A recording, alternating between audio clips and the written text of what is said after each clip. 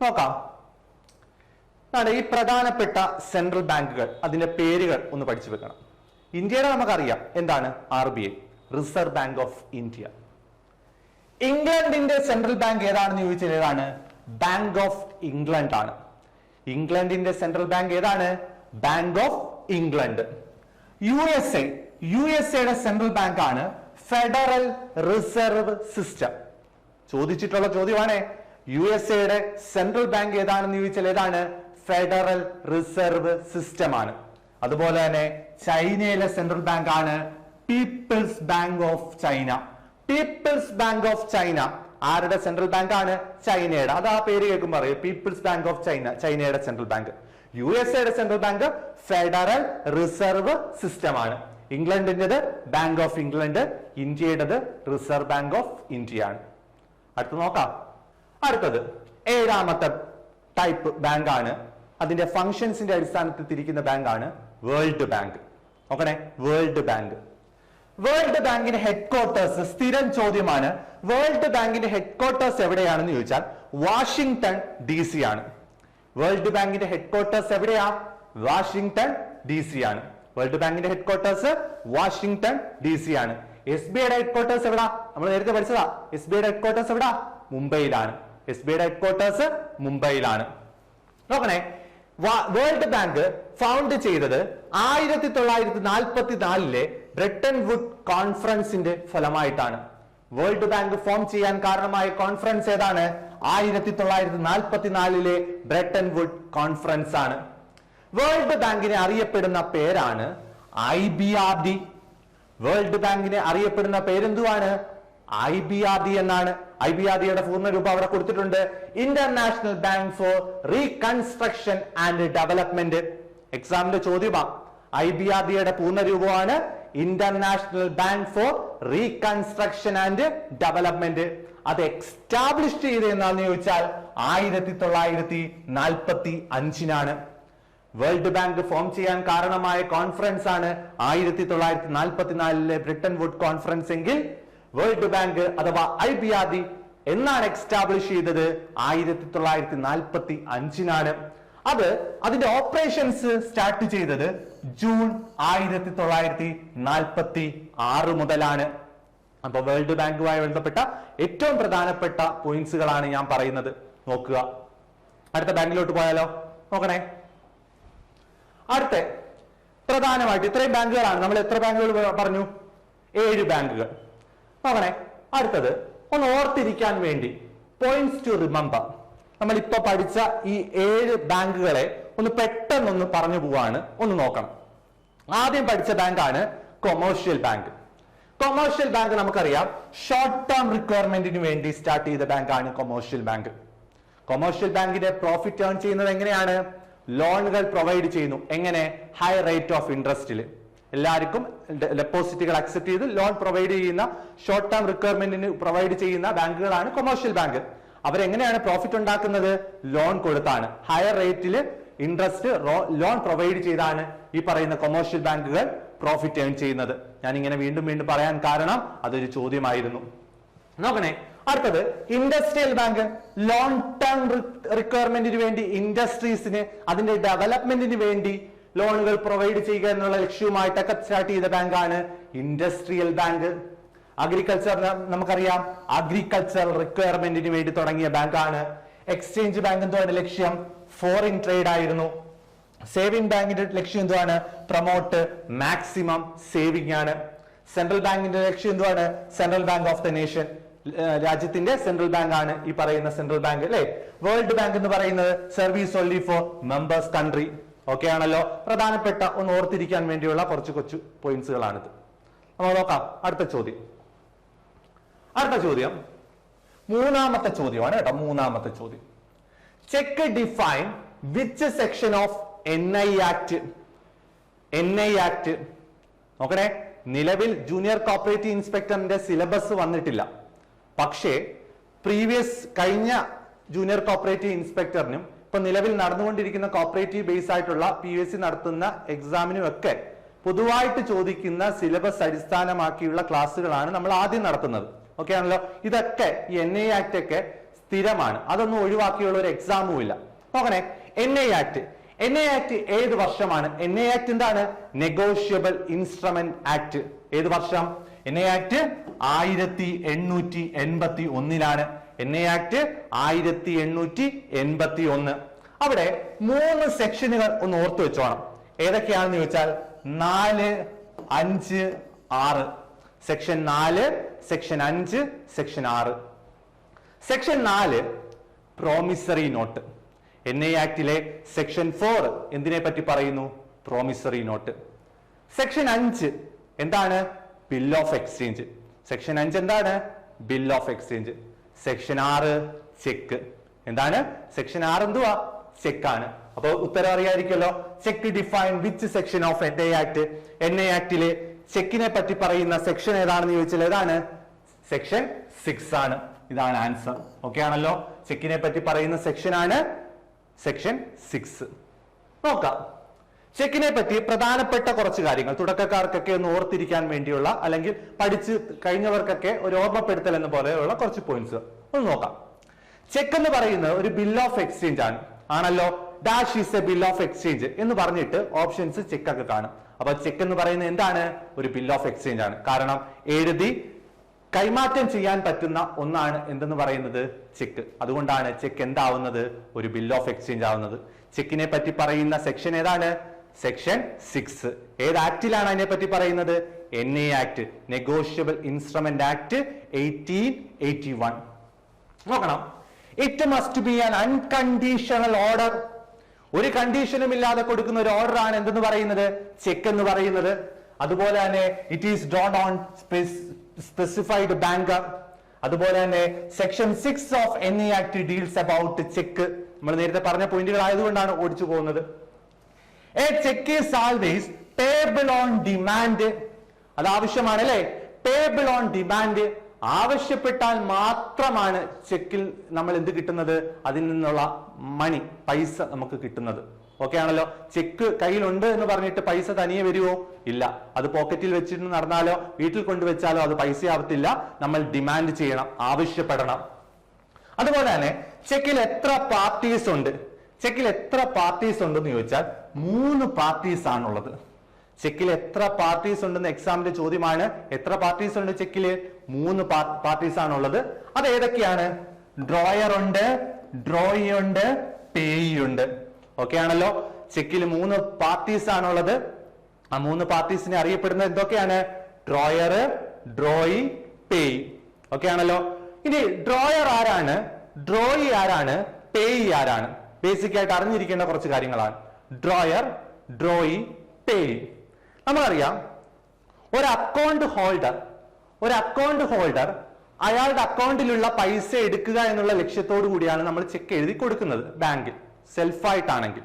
അല്ലെങ്കിൽ മറ്റൊരാൾക്ക് നമ്മൾ പൈസ കൊടുക്കാൻ വേണ്ടി നമ്മൾ ചെക്ക് എഴുതി കൊടുക്കാറുണ്ട്. ആ ചെക്കുമായിട്ട് ബാങ്കിൽ പോയ അയാൾക്ക് എന്ത് കിട്ടും? ആ പൈസ കിട്ടും. ഓക്കെ ആണല്ലോ. അപ്പോൾ ഡ്രോയർ ആരാണെന്ന് ഞാൻ ആദ്യം തന്നെ പറയാം. ഡ്രോയർ എന്ന് പറയുന്നത് ചെക്ക് ആരാണോ എഴുതി സൈൻ ചെയ്യുന്നത്, ചെക്കിൽ ആരാണോ എഴുതി സൈൻ ചെയ്യുന്നത്, അഥവാ അക്കൗണ്ട് ഹോൾഡർ ആണല്ലോ ആ ചെക്കിൽ സൈൻ ചെയ്യുന്നത്. ഓക്കെ ആണല്ലോ. ആ അക്കൗണ്ട് ഹോൾഡർ ആണ് ആരെന്ന് പറയുന്നത്?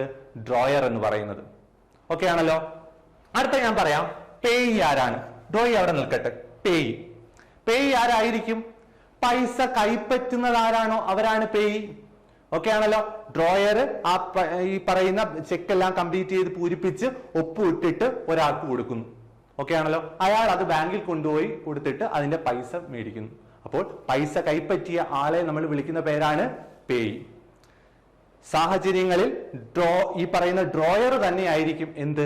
പേയി ആണല്ലോ. ഇപ്പൊ അക്കൗണ്ട് ഹോൾഡർ ഞാനാണ്. എനിക്ക് എന്തെങ്കിലും ആവശ്യം വന്നു കഴിഞ്ഞാൽ ഞാൻ തന്നെയാണ് എഴുതി ഈ പറയുന്ന ചെക്ക് ഒപ്പിട്ടിട്ട് ബാങ്കിൽ കൊണ്ടുപോയി കൊടുത്ത് പൈസ കൈപ്പറ്റുന്നത്. ഓക്കെ ആണല്ലോ. അപ്പൊ പേയി ആര് തന്നെയാണ്? ഞാൻ തന്നെയാണ്. അക്കൗണ്ട് ഹോൾഡർ തന്നെ പേയി ആവാറുണ്ട്. അടുത്ത് നോക്കണം ഡ്രോയി. എപ്പോഴും ചോദിക്കുന്ന ഒരു ചോദ്യമാണ്. ചെക്കിന്റെ കേസിൽ ഡ്രോയി ആരാണ്? ബാങ്ക്. ഓക്കെ ആണല്ലോ. ബാങ്ക് ആണ് drawee in the case of cheque. ചെക്കിന്റെ കേസിൽ ഡ്രോയി ആരാണെന്ന് ചോദിച്ചാൽ ബാങ്ക്. ഏതെങ്കിലും ഒരു ബാങ്കിന്റെ പേരിലായിരിക്കുമല്ലോ ചെക്ക് പോകുന്നത്. അപ്പോൾ SBIയുടെ പേരിലാണെങ്കിൽ ആ ചെക്ക് ഉള്ളതെങ്കിൽ SBI ആണ് അവിടുത്തെ ഡ്രോയി. ഓക്കെ ആണല്ലോ. ഫെഡറൽ ബാങ്കിന്റെ കേസിലാണ് ആ ചെക്ക് ഉള്ളതെങ്കിൽ ഫെഡറൽ ബാങ്ക് അവിടുത്തെ drawee. Drawee is always bank. Drawer ആരാണ്? Account holder. പേയി ആരാണ്? പൈസ കൈപ്പറ്റുന്ന ആള്. ഓക്കെ ആണല്ലോ. അടുത്തത് നാം പറഞ്ഞ കാര്യങ്ങളൊക്കെ ഉള്ളു. Drawer of the cheque is the account holder. Account holder ആണ് drawer. Drawee of the cheque is the bank with whom the account is maintained. എവിടെയാണ് ഈ അക്കൗണ്ട് ഹോൾഡറിന് അക്കൗണ്ട് ഉള്ളത് ആ ബാങ്ക് ആണ് എന്തെന്ന് പറയുന്നത്? ഡ്രോയി. പേയ് എന്ന് വെച്ചാൽ എന്തുവാണ്? Payee of the cheque is the person named in the cheque. Okay ആണല്ലോ. ആ പൈസ, ഈ ചെക്കിലുള്ള പൈസ കിട്ടുന്നത്, കൈപ്പറ്റുന്നത് ആരാണോ അവരാണ് ആരെന്ന് പറയുന്നത്? പേയി എന്ന് പറയുന്നത്. ചെക്കിന്റെ കേസിൽ എത്ര പാർട്ടീസ് ഉണ്ട്? 3 പേര്. Drawer, drawee, payee. ഓക്കെ ആണല്ലോ. നോക്കണേ, ചെക്കിന്റെ വാലിഡിറ്റി എത്രയാണ്? ചെക്കിന്റെ വാലിഡിറ്റി എത്രയാണെന്ന് ചോദിച്ചാൽ 3 മാസമാണ്. ഓക്കെ ആണല്ലോ. ഇപ്പൊ നമ്മൾ ഡേറ്റ് എഴുതി സൈൻ ഇട്ട് കൊടുത്തു കഴിഞ്ഞാൽ ആ ചെക്കിൽ പറഞ്ഞിരിക്കുന്ന ഡേറ്റ് മുതൽ 3 മാസം വരെ ഉള്ളു എന്തിന്റെ വാലിഡിറ്റി ഉള്ളത്? ചെക്കിന്റെ വാലിഡിറ്റി ഉള്ളത്. ഓർത്തു വെക്കുക. അപ്പൊ ചെക്കിന്റെ വാലിഡിറ്റി എത്ര മാസമാണ്? 3 മാസം. പക്ഷേ തുടക്കത്തിൽ അത് എത്ര മാസമായിരുന്നു? 6 മാസമായിരുന്നു. തുടക്കത്തിൽ അത് എത്ര മാസം? 6 മാസമായിരുന്നു. ആ 6 മാസത്തിൽ നിന്ന് 3 മാസമായി കുറച്ച ഡേറ്റ് ചോദിച്ചിട്ടുണ്ട്. 1 ഏപ്രിൽ 2012. 2012 ഏപ്രിൽ 1 മുതലാണ് ഈ പറയുന്ന വാലിഡിറ്റി 6 മാസത്തിൽ നിന്ന് 3 മാസമാക്കി കുറച്ചത്. അപ്പോൾ എന്നാണ് 6 മാസത്തിൽ നിന്ന് 3 മാസമായി കുറച്ചത്? 2012 ഏപ്രിൽ 1 അപ്പം ഇത്രയും പോയിന്റ്സുകൾ ഓക്കെ ആണല്ലോ, സെറ്റ് ആണല്ലോ. നമുക്ക് അടുത്ത ഭാഗത്തോട്ട് പോവാം. അടുത്ത 4ാമത്തെ ചോദ്യം. 5 ചോദ്യങ്ങളെ ഉള്ളൂ എന്ന് ഞാൻ പറഞ്ഞു അല്ലെ? 4ാമത്തെ ചോദ്യത്തിൽ എത്തി നിൽക്കുകയാണ്. 4ാമത്തെ ചോദ്യം നോക്കണേ. The maximum amount of time deposit which can be kept in the name of minor. മൈനറിന്റെ പേരിൽ ടൈം ഡെപ്പോസിറ്റ് അഥവാ ഫിക്സഡ് ഡെപ്പോസിറ്റ് ആയിട്ട് ഡെപ്പോസിറ്റ് ചെയ്യാൻ പറ്റുന്ന മാക്സിമം എമൗണ്ട് എത്രയാണെന്നാണ് ചോദ്യം. ഓക്കെ ആണല്ലോ. നമുക്ക് ചോദ്യം കണ്ടു, അതിന്റെ ഉത്തരത്തിലോട്ട് ഒന്ന് പോവാം. 10,000, 30,000, 50,000 അൺലിമിറ്റഡ്. അപ്പം ഉത്തരം ഇത്രയേ ഉള്ളൂ. മൈനറിന്റെ കേസിൽ ടൈം ഡെപ്പോസിറ്റിന് അങ്ങനെ പ്രത്യേകിച്ച് ഒരു മാക്സിമം എമൗണ്ട് ഒന്നും പറയാനില്ല, അൺലിമിറ്റഡ് ആണ്. എത്ര വേണമെങ്കിലും ടൈം ഡെപ്പോസിറ്റ് ആയിട്ട് ആർക്ക് അക്കൗണ്ടിൽ ഇടാം? മൈനർ അക്കൗണ്ടിന് ഇടാം, മൈനർക്ക് അക്കൗണ്ടിൽ ഇടാം. അപ്പം എന്താണ് മൈനർ അക്കൗണ്ട്? ഓക്കെ ആണല്ലോ. ബാങ്കിങ്ങുമായി ബന്ധപ്പെട്ട് ഒരു പ്രധാനപ്പെട്ട ഒരു ഭാഗമാണ് മൈനർ അക്കൗണ്ട്. മൈനർ അക്കൗണ്ട് എന്താണ്? നമുക്കറിയാം മേജർ ആരാണ്, മൈനർ ആരാണെന്ന് നമുക്കറിയാം. ഓക്കെ ആണല്ലോ. മേജർ എന്ന് വെച്ചാൽ 18 വയസ്സ് മുതൽ മുകളിലോട്ടുള്ളവർ, അവരാണ് നമ്മൾ മേജർ എന്ന് പറയുന്നത്. അപ്പോൾ മൈനർ ആരാണ്? 18 വയസ്സിൽ താഴെയുള്ളവർ. 18 വയസ്സിൽ താഴെയുള്ളവരെ മൈനർ ആയിട്ടും 18 വയസ്സിൽ മുകളിലുള്ളവരെ നമ്മൾ മേജർ ആയിട്ടുമാണ് പറയുന്നത്. നോക്കണേ, according to Indian contract Act 1872. Indian contract Act ഏത് വർഷമാണ്? 1872 പറയുന്ന എന്താണ്? The person who is a citizen of India and whose age under the age of 18. 18 വയസ്സിൽ താഴെയുള്ള ഇന്ത്യൻ സിറ്റിസൺ ആയിട്ടുള്ള ആരെയും നമുക്ക് ആരായിട്ട് പറയാം? മൈനർ ആയിട്ട് പറയാം. അവരെയാണ് എന്തുവാ, ഏത് ആക്ടിലാണ് പറയുന്നത്? Indian Contract ആക്ടിലാണ്. 18 വയസ്സിൽ താഴെയുള്ളവരെ നമുക്ക് മൈനർ ആയിട്ട് പറയാം. അടുത്ത നോക്കണേ, Indian majority act 1875. Indian majority act ഏത് വർഷമാണ്? 1875. അവിടെ പറയുന്നത് എന്താണെന്ന് ചോദിച്ചാൽ 18 വയസ്സോ അല്ലെങ്കിൽ 18 വയസ്സിന് മുകളിലോ ഉള്ളവരെയാണ് നമ്മൾ എന്ത് പറയുന്നത്? മേജർ അഥവാ ഏജ് ഓഫ് മെജോറിറ്റി എന്ന് പറയുന്നത്. ഓക്കെ ആണല്ലോ. 18 വയസ്സിൽ താഴെയുള്ളത് മൈനർ, 18 വയസ്സിന് മുകളിലുള്ളത് മേജർ.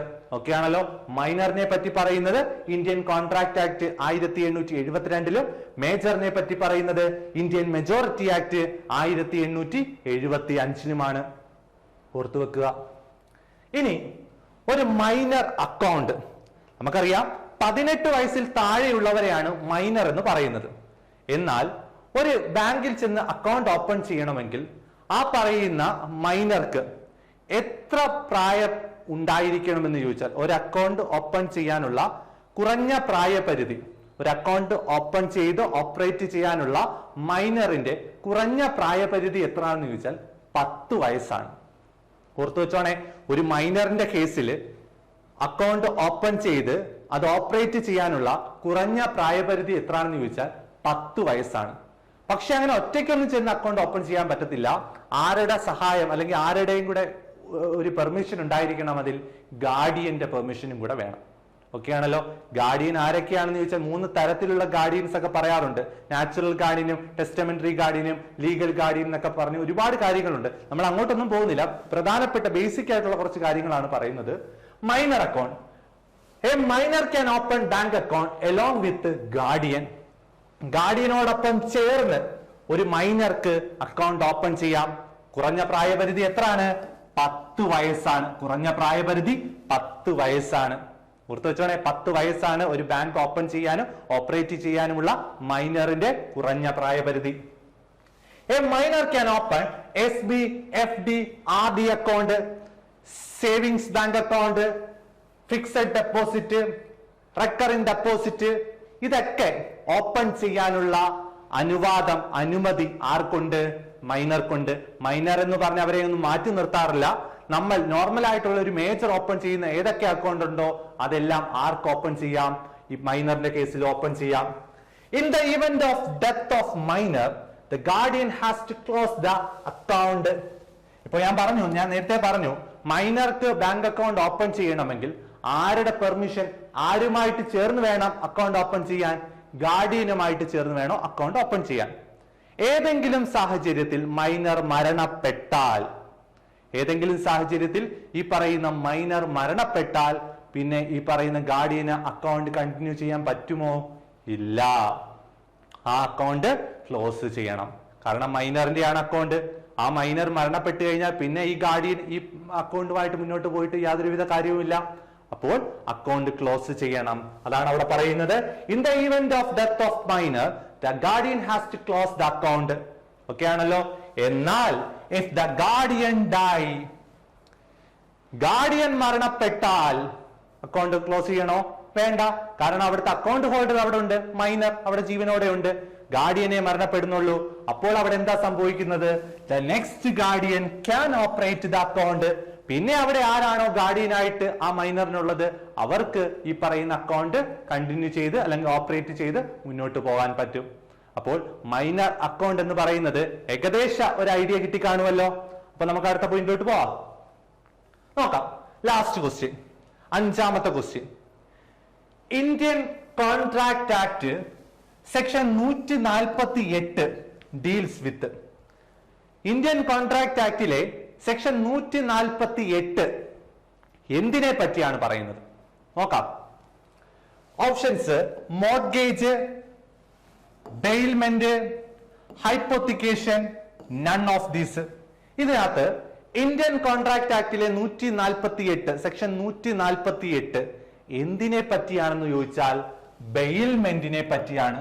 ഓർത്തു വെച്ചോണേ, ഇന്ത്യൻ കോൺട്രാക്ട് ആക്ട് സെക്ഷൻ 148 എന്തിനെ പറ്റി പറയുന്നു? ബെയിൽമെന്റിനെ പറ്റിയാണ് പറയുന്നത്. ബെയിൽമെന്റിനെ പറ്റി പറയുന്ന സെക്ഷൻ 148. ഏതാക്ട്? Indian contract act. ഓക്കെ ആണല്ലോ.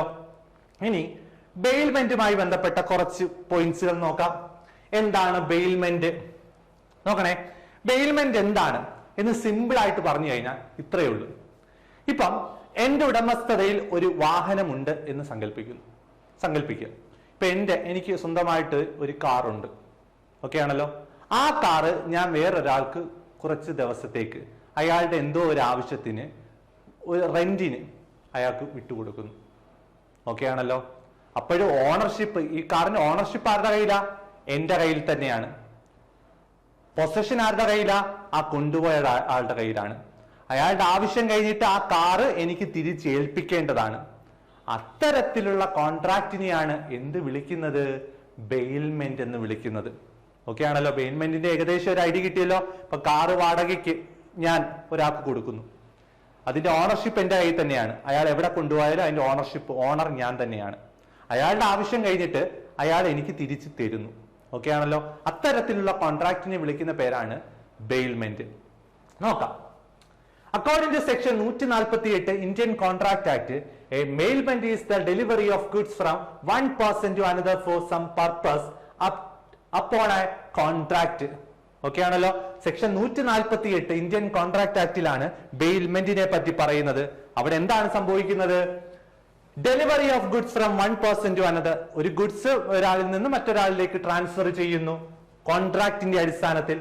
After the purpose is accomplished, അയാളുടെ ആവശ്യം കഴിഞ്ഞു കഴിഞ്ഞാൽ it should be return to the bailor, അയാൾക്ക് ഈ ബെയിലർക്ക് തിരിച്ചു കൊടുക്കണം. അപ്പൊ ബെയിൽമെന്റിന്റെ കേസിൽ രണ്ട് പാർട്ടീസ് ആണ് ഉള്ളത്. അതുകൂടെ ഒന്ന് ഓർത്ത് വെച്ചോണം. ബെയിലറുമുണ്ട്, ബെയിലിയുമുണ്ട്. ഓക്കെ ആണല്ലോ. ഇപ്പം എന്റെ കാറാണ് ഞാൻ വേറൊരാൾക്ക് കൊടുക്കുന്നത്. അതിന്റെ ഓണർഷിപ്പ്, ഈ പറയുന്ന കാറിന്റെ ഓണർ ഞാൻ തന്നെയാണ്. അതുകൊണ്ട് ബെയിലർ ആരാണ്? ഞാനാണ്. ഓക്കെ ആണല്ലോ.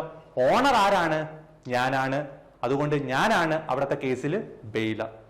ആരാണ് പൊസഷനുമായിട്ട് ഈ പറയുന്ന ആ കാറിന്റെ പൊസഷൻ ഏറ്റുവാങ്ങി പോയത്? അയാളെയാണ് ബെയിലി എന്ന് പറയുന്നത്. ഓക്കെ ആണല്ലോ. ബെയിലറും ഉണ്ട്, ബെയിലിയും ഉണ്ട്. ബെയിൽമെന്റിന്റെ കേസ് രണ്ട് പാർട്ടീസ്, ബെയിലറും ബെയിലിയും. ഓക്കെ ആണല്ലോ. The person delivering the goods is called baler.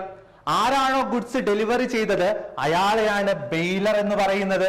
And the person accept goods for particular purpose is called bailee. Particular പർപ്പസിന് വേണ്ടി ആ പറയുന്ന ഗുഡ്സ് ആരാണോ സ്വീകരിച്ചത് അയാളെയാണ് ബെയിലി എന്ന് പറയുന്നത്. ഓക്കെ ആണല്ലോ. ഇന്ത്യൻ കോൺട്രാക്ട് ആക്ട് സെക്ഷൻ 148 എന്തിനെ പറ്റി പറയുന്നത്? ബെയിൽമെന്റിനെ പറ്റി പറയുന്നത്. ഓക്കെ ആണല്ലോ. സെറ്റ് ആണല്ലോ. In case of bailment, ownership west with the baler but the position in the hands of Bailey. ഞാൻ നേരത്തെ പറഞ്ഞത് തന്നെ, ഇവിടെ ഓണർഷിപ്പ് ഒരിക്കലും കൊടുക്കുന്നില്ല ആർക്കും. ഓക്കെ ആണ്. ഓണർഷിപ്പ് ട്രാൻസ്ഫർ ചെയ്യുന്നില്ല, ഓൺലി പൊസിഷൻ. ഓണർഷിപ്പ് ആരുടെ കയ്യിലാണോ അയാൾ ബെയിലർ, പൊസിഷൻ ആരുടെ കയ്യിലാണോ അവര് Bailey. In the case of bailment, ownership vests with the bailor, but the possession in the hand of bailey. When bank accept gold ornaments for safe custody, ബാങ്കുകൾ safe കസ്റ്റഡിക്ക് വേണ്ടി ഓർണമെന്റ്സുകളൊക്കെ നമ്മൾ കൊണ്ട് വെക്കാറുണ്ട്. ഓക്കെ ആണല്ലോ. ബാങ്കിൽ നമ്മൾ ഓർണമെന്റ്സ് ഒക്കെ കൊണ്ട് സൂക്ഷിക്കാറുണ്ട്. ആ കേസിൽ banker becomes the Bailey. Bank എന്താണ്? ബെയിലിയാണ്. കാരണം ഓണർ ആരാ? നമ്മൾ തന്നെ. നമ്മളുടെ ഓർണമെന്റ്സ് ആണ് നമ്മൾ ബാങ്കിൽ കൊണ്ട് വെച്ചത്. ഓക്കെ ആണല്ലോ. അപ്പോൾ customer become the bailor. Customer ബെയിലറും ബാങ്ക് ബെയിലിയുമാണ്. ഇതൊരു പരീക്ഷയുടെ പ്രീവിയസ് ചോദ്യമാണ്. In the case of bank accept gold ornament for safe custody, safe കസ്റ്റഡിക്ക് വേണ്ടി ഈ പറയുന്ന ബാങ്ക് ഓർണമെന്റ്സുകൾ അക്സെപ്റ്റ് ചെയ്ത് കഴിഞ്ഞാൽ ബെയിലർ ആരാണ്? ബെയിലി ആരാണ്? ബെയിലർ കസ്റ്റമറും ബെയിലി ബാങ്കുമാണ്. അടുത്ത നോക്കണേ. ഇനിയാണ് ഈ അഞ്ച് ചോദ്യങ്ങളും അതിന്റെ എക്സ്പ്ലനേഷനും ആദ്യം തൊട്ട് അവസാനം വരെ കണ്ടവർക്ക് ഏകദേശം ഒരു ഐഡിയ ഒക്കെ ഉണ്ടായി എന്ന് തന്നെയാണ് വിശ്വസിക്കുന്നത്. അവർക്ക് സ്വന്തമായിട്ട് പ്രാക്ടീസ് ചെയ്യാനായിട്ട് ഒരു 15 ചോദ്യങ്ങൾ അതോടൊപ്പം ഞാനും അങ്ങ് പറഞ്ഞു പോകും. ഓക്കെ ആണല്ലോ. 15 ചോദ്യങ്ങൾ. നിങ്ങൾക്ക് ആ ഉത്തരം കിട്ടുന്നുണ്ടോ എന്ന് നിങ്ങളൂടെ ഒന്ന് നോക്കുക. ഓക്കെ ആണല്ലോ. അവസാനം 15ൽ എത്ര മാർക്ക് കിട്ടി എന്ന വീഡിയോയ്ക്ക് താഴെ ഒന്ന് കമന്റ് കൂടെ ചെയ്യണം. ഓക്കെ ആണല്ലോ. നോക്കാം. ഒന്നാമത്തെ ചോദ്യം. In which year was the banking companies act passed? ഏത് വർഷമാണ് ബാങ്കിങ് കമ്പനീസ് ആക്ട് പാസ് ചെയ്തത്? നമുക്കെല്ലാം അറിയാലോ. Banking companies act 1949. ശരിയാണല്ലോ. നിങ്ങൾക്ക് എല്ലാം മനസ്സിൽ വന്നു കാണുമല്ലോ അതിന്റെ ആൻസർ. ബാങ്കിങ് കമ്പനീസ് ആക്ട് ഏത് വർഷം? 1949. അടുത്ത ചോദ്യം. Which among the following banks form the imperial bank of India 1921? 1921 form ചെയ്ത ഇംപീരിയൽ ബാങ്ക് ഓഫ് ഇന്ത്യ അത് ഏതൊക്കെ ബാങ്കുകൾ മെർജ് ചെയ്താണെന്നാണ് ചോദ്യം. നോക്കാം. Bank of Bengal, bank of Bombay, bank of Madras, all of these. നമുക്ക് എല്ലാവർക്കും അറിയാലോ. ഏതാണ്? പ്രസിഡൻസി ബാങ്കുകൾ മെർജ് ചെയ്താണ് ഇംപീരിയൽ ബാങ്ക് 1921 ഫോം ചെയ്തത്. അപ്പോൾ ഇതിന്റെ കേസിൽ ഈ 3 ഉത്തരങ്ങളും ശരിയാണ്. അപ്പോൾ ഏതാണ്? ആൾ ഓഫ് ദീസ് ആണ് ഇവിടുത്തെ ആൻസർ. ഓക്കെ ആണല്ലോ. All of these. അടുത്ത ചോദ്യം. First bank established in India. ഇന്ത്യയിലെ ആദ്യത്തെ ബാങ്ക് ഏതാണ്? Bank of India, bank of Hindustan, general bank of India, none of the above. ഏതാണ്? ഇന്ത്യയിലെ ആദ്യത്തെ ബാങ്ക്? ഉത്തരം മനസ്സിൽ വന്നോ? ഇന്ത്യയിലെ ആദ്യത്തെ ബാങ്ക് ഏതാണ്? ബാങ്ക് ഓഫ് ഹിന്ദുസ്ഥാൻ ആണ്. ഇന്ത്യയിലെ ആദ്യത്തെ bank bank of Hindustan 1770 1770 form ചെയ്ത ബാങ്ക് ഓഫ് ഹിന്ദുസ്ഥാൻ ആണ് ഇന്ത്യയിലെ ആദ്യത്തെ ബാങ്ക്. ഓക്കെ ആണല്ലോ. അടുത്തത് primary income source of commercial bank. Commercial ബാങ്കിന്റെ പ്രൈമറി ഇൻകം സോഴ്സ് അഥവാ പ്രോഫിറ്റ് ഏൺ ചെയ്യുന്ന പ്രധാനപ്പെട്ട അതിന്റെ ഇൻകം സോഴ്സ് ഏതാണെന്നാണ് ചോദ്യം. ഞാൻ നേരത്തെ ഒരുപാട് തവണ ആവർത്തിച്ച ഒരു ചോദ്യമായിരുന്നു അല്ലെ. കൊമേഴ്ഷ്യൽ ബാങ്ക് എങ്ങനെയാണ് ഇൻകം ജനറേറ്റ് ചെയ്യുന്നത്? ഓക്കെ ആണല്ലോ. എങ്ങനെയാണ്? ട്രാൻസ്ഫർ ഫീയിൽ നിന്നാണോ, ഇൻട്രസ്റ്റ് ഓൺ ലോണിൽ നിന്നാണോ, ഡിസ്കൗണ്ട് ഓൺ ബില്ലിൽ നിന്നാണോ, ലോക്കേഴ്സ് റെന്റിൽ നിന്നാണോ? നമ്മൾ നേരത്തെ പറഞ്ഞ കാര്യമാണ് ഇൻട്രസ്റ്റ് ഓൺ ലോൺ. എങ്ങനെയാണ്? കൊമേഴ്ഷ്യൽ ബാങ്കുകൾ ഡെപ്പോസിറ്റുകൾ അക്സെപ്റ്റ് ചെയ്യുന്നു ലോവർ ഇൻട്രസ്റ്റിൽ, പക്ഷേ ലോണുകൾ പ്രൊവൈഡ് ചെയ്യുന്നു ഹയർ ഇൻട്രസ്റ്റിൽ. അപ്പോൾ ലോണിന്റെ ഇൻട്രസ്റ്റിൽ നിന്നാണ് ഇൻകം സോഴ്സ് ആയിട്ട് ഈ പറയുന്ന കൊമേഴ്ഷ്യൽ ബാങ്കിന്റെ പറയുന്നത്. ഓക്കെ ആണല്ലോ. പ്രൈമറി ഇൻകം സോഴ്സ് ഏതാണെന്ന് ചോദിച്ചാൽ ഇൻട്രസ്റ്റ് ഓൺ ലോൺ ആണ്. ഓക്കെ ആണല്ലോ. അടുത്ത ചോദ്യം. The apex financial institution for the long-term finance for industrial in India. Industrial ബാങ്കുകളുടെ അപ്പെക്സ് ബാങ്ക് ഏതാണ്? നമ്മൾ പഠിച്ചതാ അപ്പെക്സ് ബാങ്ക്. ഇൻഡസ്ട്രിയൽ ബാങ്കിന്റെ അപ്പെക്സ് ബാങ്ക്. ഉത്തരം വന്നോ? മനസ്സിൽ വന്നോ? IDBI ആണോ, IFCI ആണോ, SBI ആണോ, ICICI ആണോ? ഏതാണ്? IDBI ആണ്. IDBI ആണ് ഇൻഡസ്ട്രിയൽ ബാങ്കിന്റെ അപ്പെക്സ് ബാങ്ക് ആയിട്ട് പറയുന്നത്. ഓക്കെ ആണല്ലോ. സെറ്റ് ആണല്ലോ. അടുത്തത് banking is defined in. Bank define ചെയ്യുന്നത് ഏത് ആക്ടിലാണ്? ഏത് ആക്ടിലാ? NA act 1881, BR act 1949, contract Act 1872, RB act 1934.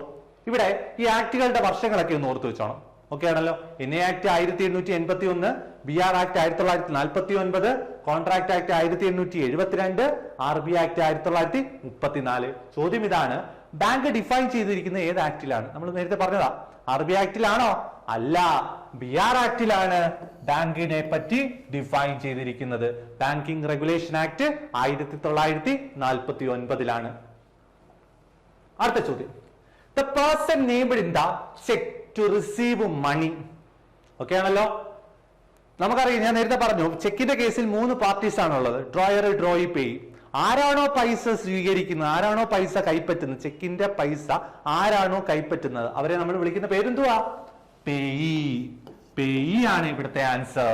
The person named in the cheque to receive money. Okay ആണല്ലോ. ആൻസർ പേയി ആണ്. ഓക്കെ ആണല്ലോ. അടുത്ത ചോദ്യം.